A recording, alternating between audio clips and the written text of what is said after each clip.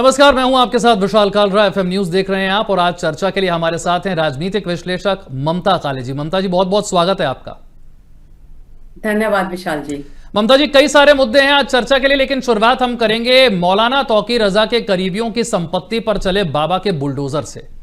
पिछले दिनों बरेली में जबरदस्त बवाल हुआ। आप जानती हैं, आई लव मोहम्मद को लेकर जो विवाद खड़ा हुआ, बरेली में बहुत बड़ी संख्या में मौलाना तौकीर रजा के भड़काने पर बड़ी संख्या में लोग बाहर आते हैं। जुम्मे की नमाज के बाद बवाल इतना बढ़ जाता है कि पुलिस को लाठीचार्ज करना पड़ जाता है और योगी आदित्यनाथ को चेतावनी देनी पड़ जाती है कि अगर आने वाले दिनों में ऐसा ही जारी रहा तो फिर बरेली वाला हाल जो है वो हर जिले में देखने को मिलेगा। आज तौकीर रजा के करीबियों के ठिकाने पर बुलडोजर एक्शन भी हो गया। तो सबसे पहले ये आई लव मोहम्मद विवाद है क्या? ये विवाद इतना बड़ा कैसे हो गया, जबकि हम जानते हैं कि आई लव मोहम्मद के पोस्टर लिखाने पर किसी पर एफआईआर नहीं हुई, लेकिन ऐसा भ्रम फैला दिया गया है पूरे देश में कि अब जगह जगह लोग इस पोस्टर को लेकर घूम रहे हैं और ऐसा भ्रम फैला दिया गया है कि आपकी गिरफ्तारी हो जाएगी अगर आप पोस्टर लेकर आ गए तो।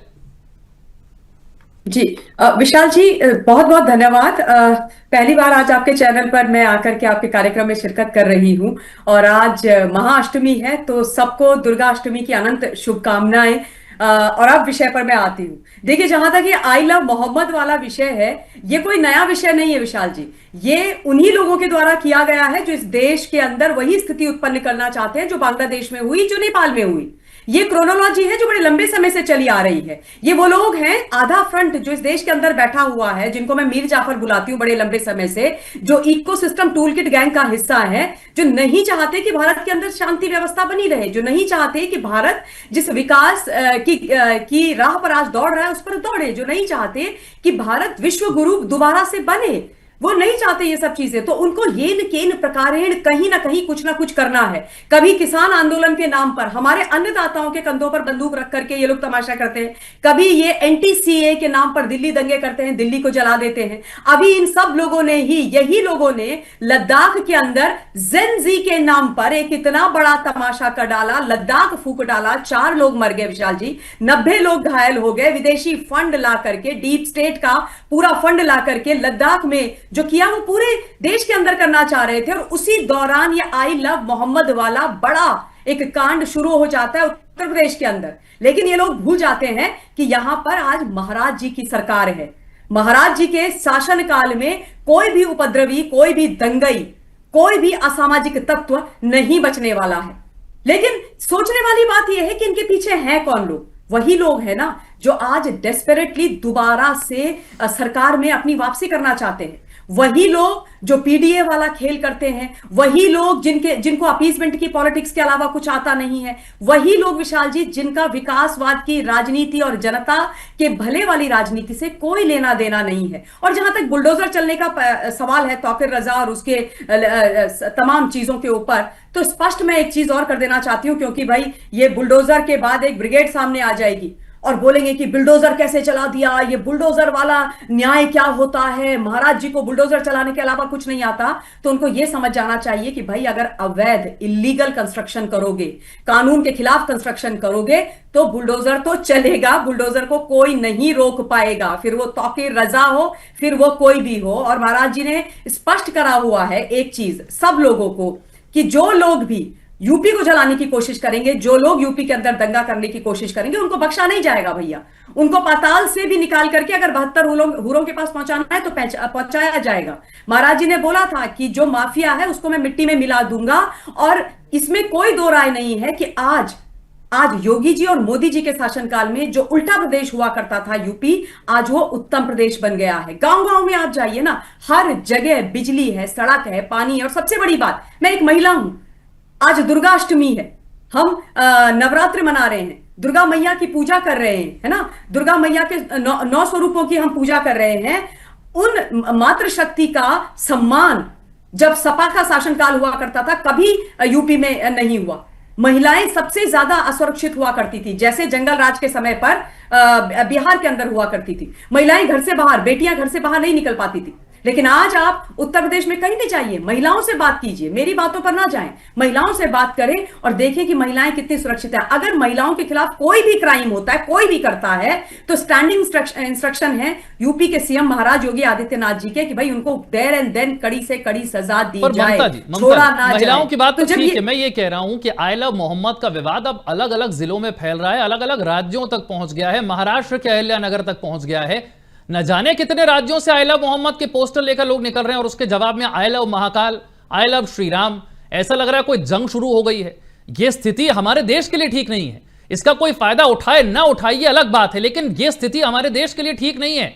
ये जो भ्रम फैलाया गया है कि आई लव मोहम्मद के पोस्टर लेकर अगर आप निकले तो आप पर एफआईआर हो जाएगी, आप पर पुलिस एक्शन ले लेगी। और अब तो बरेली के वीडियोस दिखाए जा रहे होंगे कि देखिए साहब, ये लोग आई लव मोहम्मद के पोस्टर लेकर निकले थे, इन पर लाठीचार्ज हो गया है, इनके घर गिरा दिए गए, इनकी संपत्तियां गिरा दी गई। अब तो ये नैरेटिव बनाया जाएगा ना। लेकिन विशाल जी, आई लव मोहम्मद के पोस्टर लेकर के अगर तुम सड़कों पर दंगा करोगे, तुम पथराव करोगे, तुम इलीगल गतिविधियां करोगे, तो क्या एक्शन नहीं होगा? होगा ना एक्शन। बात पोस्टर की नहीं है, पोस्टर के पीछे तुम लोग क्या कर रहे हो ये भी तो समझने की बात है ना। अगर आप कानून अपने हाथ में लेते हो और उसके बाद आप सड़कों पर उतर करके दंगा करने की स्थिति करते हो, जेनजी के नाम पर भारत को जलाने की प्लानिंग और प्लॉटिंग करते हो, तो क्या एक्शन नहीं होगा? क्या एक्शन नहीं होना चाहिए? अवश्य होना चाहिए। ये तो वही वाली बात हो गई ना विशाल जी, कि बोला जा रहा है कि शर्जिल इमाम को और उमर खालिद को क्यों नहीं पिछले 5 सालों से बेल मिल रही है। वो तो बेचारे हैं जो दिल्ली दंगों के मास्टरमाइंड हैं, वो बेचारे हैं जिन्होंने दिल्ली जला दिया, सीए के नाम पर भ्रम फैला करके, है ना, निर्दोष लोगों को मार दिया, वो बेचारे हैं। और उनको यदि उन्हीं की गलतियों के कारण और उन्हीं के जो वकील हैं उन्हीं के खामियों के कारण बेल नहीं मिलती है, तो तमाशा किया जाता है। वही वाली स्थिति उत्पन्न की जा रही है। और आप एक चीज आज मैं और बता देना चाहती हूं कि हर बार ऐसा क्यों होता है कि एक वर्ग समुदाय विशेष आता है, जब भी हमारी हनुमान जयंती आती है, हमारी दुर्गा पूजा आती है या हमारा कोई भी त्योहार आता है, तो उस पर पथराव हो जाता है। ऐसा कैसे हो जाता है अचानक से कि कहीं किसी मस्जिद के अंदर पत्थर रख दिए जाते हैं और जब उन पर एक्शन होता है तो कहा जाता है कि इन पर एक्शन मत लो। मैं कहती हूं कि ये सब करने की, ये पोस्टर लेकर के सड़कों में उतरने की और दंगा फसाद करने की आवश्यकता क्या है? और ये जो आप अभी दिखा रहे हैं पूरा विजुअल, जेसीबी जा रही है और एक घर के ऊपर जेसीबी चल रहा है और ये महिलाएं आकर के प्रोटेस्ट कर रही हैं, मीडिया से बात कर रही हैं। जरा इनसे कोई पूछे कि भाई यहां पर इस देश के अंदर जो सार्वजनिक संपत्ति है उस पर आपका अधिकार कैसे हो गया? आप लोग इलीगल कंस्ट्रक्शन पर कंस्ट्रक्शन करते रहोगे और आप पर एक्शन नहीं होगा। लेकिन ममता जी, फिर यही लोग सुप्रीम कोर्ट के डायरेक्शन बताएंगे ना विशाल जी। यही लोग सुप्रीम कोर्ट के डायरेक्शन बताएंगे। वो कहेंगे सुप्रीम कोर्ट ने गाइडलाइन जारी की है कि आपको कोई मकान और कोई संपत्ति गिराने से पहले आपको जो है वो नोटिस देना पड़ता है। नोटिस देने के बाद सामने वाले व्यक्ति को जवाब देने के लिए समय देना चाहिए। उसके बाद और 4 चीजें करनी चाहिए थी, फिर इतना समय और देना था। आप ऐसे कैसे पहुंच गए संपत्ति गिराने के लिए कि कल बरेली में कुछ हुआ और आज आप आ गए? इसका मतलब तो आपको पहले से पता था। नहीं विशाल जी, अब मैं आपको यहां बड़ा बढ़िया प्रश्न आपने किया। तो एक बात तो स्पष्ट है और बड़ी जिम्मेदारी के साथ मैं ये बात बोल रही हूं कि उत्तर प्रदेश के अंदर योगी जी के शासनकाल में कोई भी जो अवैध कंस्ट्रक्शन है, वो जो कानून के अंदर तय पैरामीटर्स दिए गए हैं उनका उल्लंघन करके नहीं किया जाता है। बकायदा सबको सूचित किया जाता है, बकायदा सबको नोटिस दिया जाता है, जो नोटिस होते हैं उनको चस्पा भी किया जाता है और उसके बाद एक्शन लिया जाता है। मैं आपको बताऊं, जब सुप्रीम कोर्ट में इस मामले की सुनवाई हो रही थी, उस समय ऑनरेबल सुप्रीम कोर्ट ने उत्तर प्रदेश की सरकार यानी महाराज जी के सरकार की तारीफ भी करी थी। उन्होंने बोला था कि भाई यूपी के अंदर जो एक्शन होता है, बुलडोजर एक्शन, वो तय जो है कानून के नियम उनके तहत होता है। तो उसमें भी अगर इन लोगों को परेशानी होगी और उसके बाद ये बोलेंगे कागज नहीं दिखाएंगे वाली ब्रिगेड कि हमारे खिलाफ एक्शन ना लो, तो ये तो नहीं चलेगा विशाल जी, ये कदापि नहीं चलेगा। ये कुछ भी कर लें, ये नहीं होगा।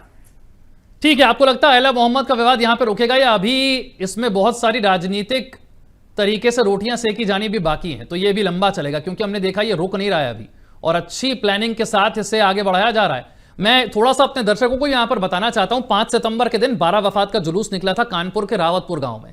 वहां पर से यह विवाद शुरू हुआ। 9 सितंबर को पहली बार एफआईआर हुई। एफआईआर में कहीं नहीं लिखा है कि कोई आई लव मोहम्मद का पोस्टर लेकर आ गया था इसीलिए एफआईआर हुई है, और यह बात वहां के डीसीपी ने बाकायदा बताई हुई है और समाजवादी पार्टी के 3 विधायकों को बुलाकर भी बताई थी। लेकिन किसी पार्टी ने इस बात को स्पष्ट नहीं किया कि साहब पोस्टर दिखाने पर एफआईआर नहीं हो रही है। ममता जी, इसका मतलब कोई राजनीतिक दल ये चाहता नहीं है कि सच्चाई लोगों के सामने आए, लोगों को भड़काया जाए, ये कहा जाए कि देखो तुम्हें पैगंबर मोहम्मद का नाम लेने से या पैगंबर मोहम्मद के लिए अपनी आस्था, श्रद्धा, अपना प्यार प्रकट करने के लिए तुम पर कार्रवाई हो रही है, तुम्हारी संपत्तियां तोड़ दी जाएंगी, तुमको लाठियों से पीटा जाएगा। ये इससे ज्यादा तो ध्रुवीकरण के लिए और क्या इस्तेमाल हो सकता है? एब्सोल्युटली करेक्ट, बिल्कुल सही बात है।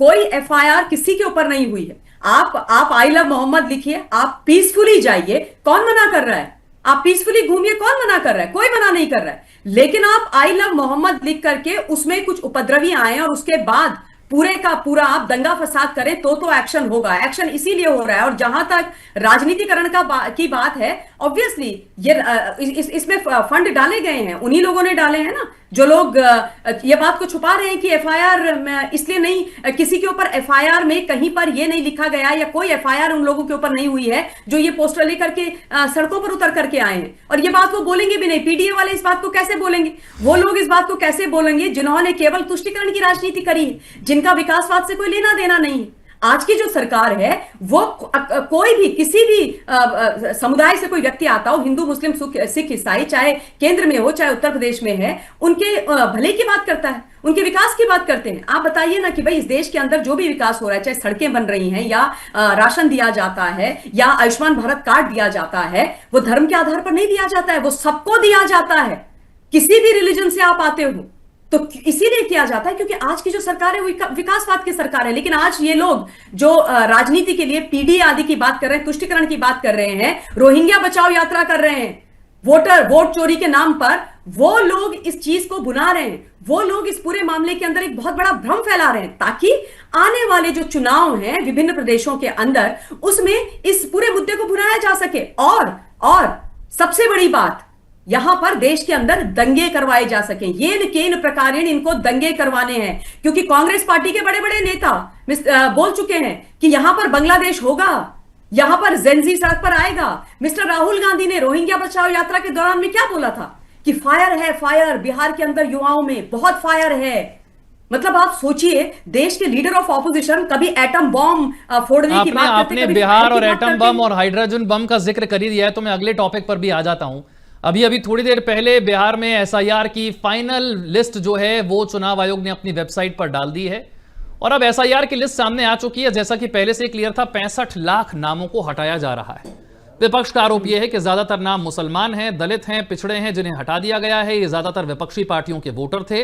यानी कि एसआईआर होने का मतलब यह हो गया कि बीजेपी आराम से चुनाव जीत जाएगी क्योंकि आपने विपक्षियों के वोट काट दिए हैं।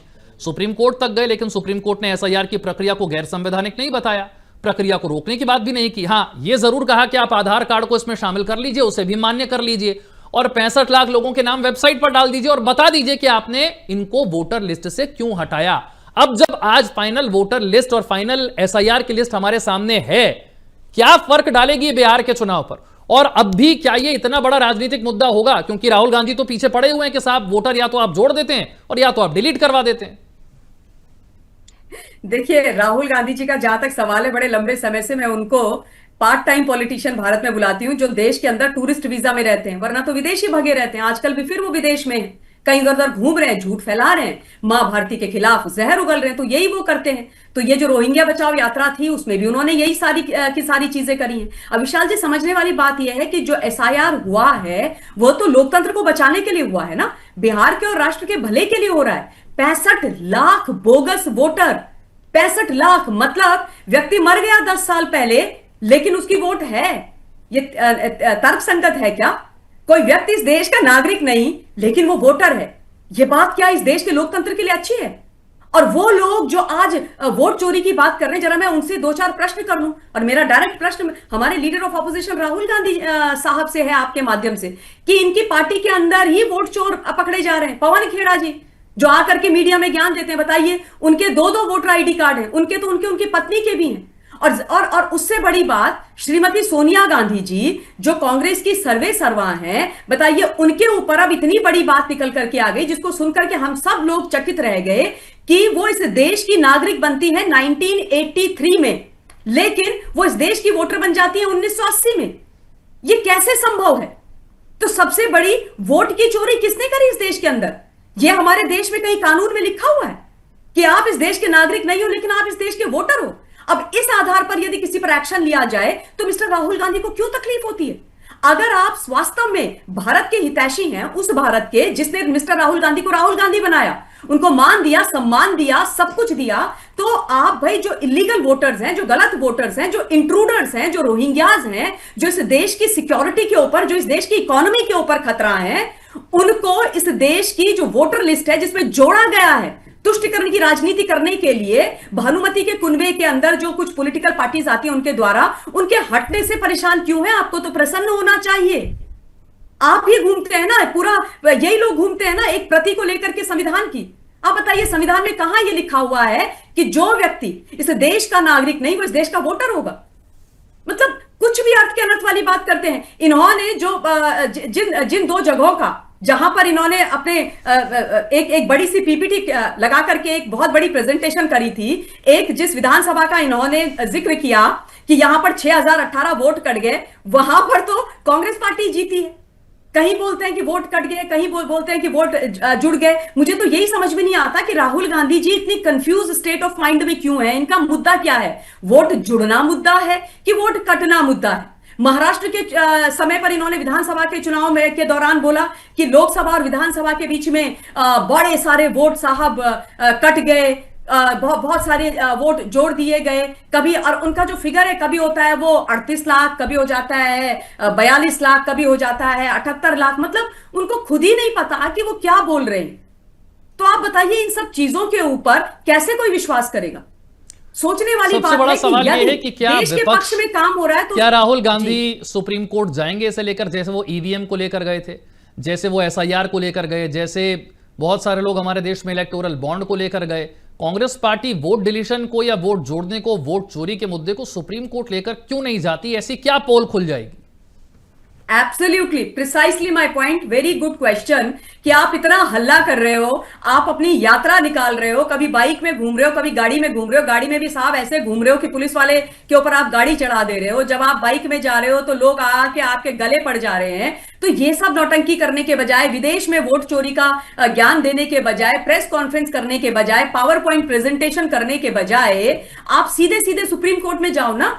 आप लोग तो हर चीज के लिए जाते हैं। वक्फ के मामले में पहुंचे थे सुप्रीम कोर्ट, भाई इनके पास तो बहुत बड़े बड़े धुरंधर दिग्गज वकील हैं, कपिल सिब्बल जी हैं, अभिषेक मनु सिंघवी साहब हैं। जाइए सीधे सीधे पहुंच जाइए, पहुंचिए और इस विषय को वहां पर रखिए। पर क्योंकि इस एसआईआर में यदि ये सुप्रीम कोर्ट पे जाते हैं तो इनको मुंह की खानी पड़ेगी। इनके पास फैक्ट्स नहीं है, इनके पास इनका जो कुछ भी इन्होंने फेक नैरेटिव तैयार किया है उसको सपोर्ट करने के लिए कुछ भी तथ्य नहीं है। और अगर आपको कोर्ट में जाना है तो तथ्य तो आपको दिखाने पड़ेंगे ना, क्योंकि फिर क्या ईसीआई बात नहीं करेगा? ईसीआई भी तो जाएगा।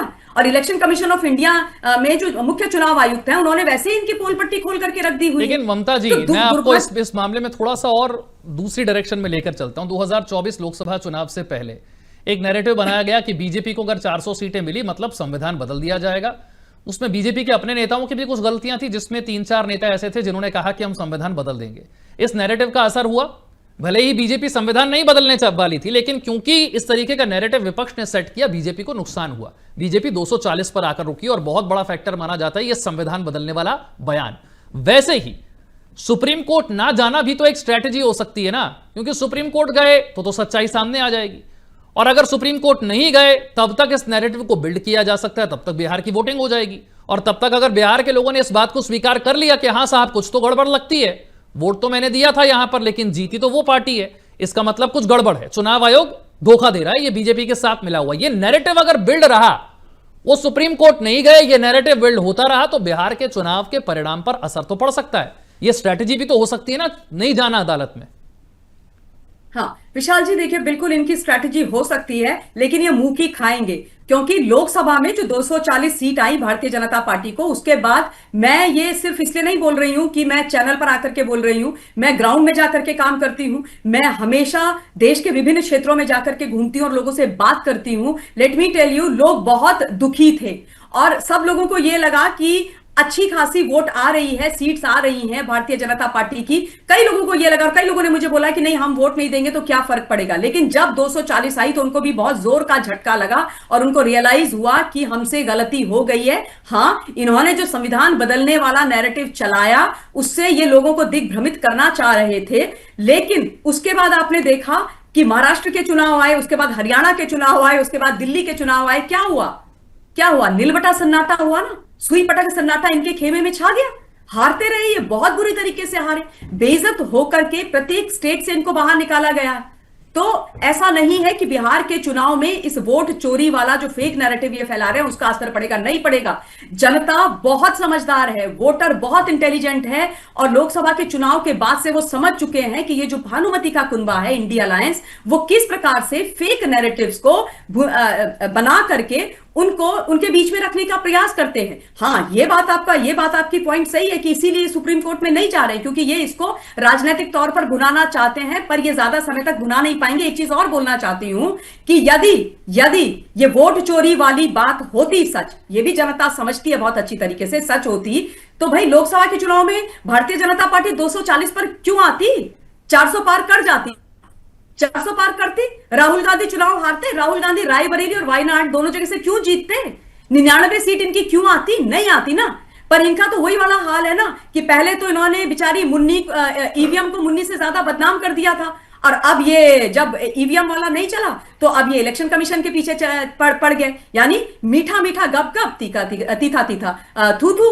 तो जब 99 आए थे, मुझे याद है इनके एक प्रवक्ता महोदय वो ऐसे ऐसे ऐसे हाथ करके ऐसे जश्न मना रही थी कि जैसे भाई 400 पार तो इन्होंने कर लिया और सरकार इनकी बन रही है। तो मतलब ये जनता सब कुछ देखती है, जनता बहुत समझदार है। आज का जो वोटर है विशाल जी, वो बहुत इंटेलिजेंट है। उनको ये लोग जो है ना, जिनको लगता है कि हम मूर्ख बना देंगे, वो बना नहीं पाएंगे। और मार्क माय वर्ड्स, बिहार में भारतीय जनता पार्टी आ रही है, बहुत अच्छे नंबर के साथ आ रही है और इनकी बैंड बजने वाली है। जो 2 युवा घूम रहे थे ना, खैर ये भी बड़ी मजेदार बात है, एक तो चलो उनमें से युवा ही है, पर 54 वर्ष के युवा, बताइए आप, ये भी मैंने नया ही देखा है। तो जो 54 वर्ष के युवा जो प्रौढ़ है, वो जो नैरेटिव चलाने की कोशिश कर रहे हैं, वो चलेगा नहीं। बहुत बहुत शुक्रिया ममता जी हमारे साथ जुड़ने के लिए और इस बातचीत के लिए। हम उम्मीद करते हैं कि आगे आपसे हम इसी तरह के मुद्दों पर और बातचीत करते रहेंगे। फिलहाल के लिए शुक्रिया। छोटा सा ब्रेक।